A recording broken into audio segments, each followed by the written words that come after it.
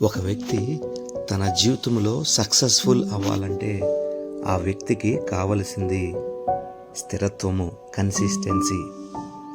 గమనించండి, స్థిరముగా కారే ఒక నీటి బిందువు కూడా బండరాయిని సహితము గుల్ల చేయగలదు, పగలగొట్టగలదు.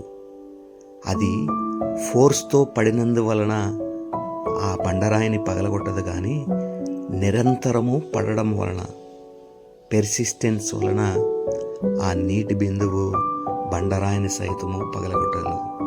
కాబట్టి మన జీవితంలో స్థిరత్వం ఉండాలి. ఒకరోజు ఉద్రేకము, కొన్ని రోజుల ఉద్రేకము కాదు, స్థిరత్వాన్ని మనం కొనసాగించగలిగితే మన జీవితంలో మనము సక్సెస్ఫుల్ అవుతాం, విజయము సాధించగలుగుతాం.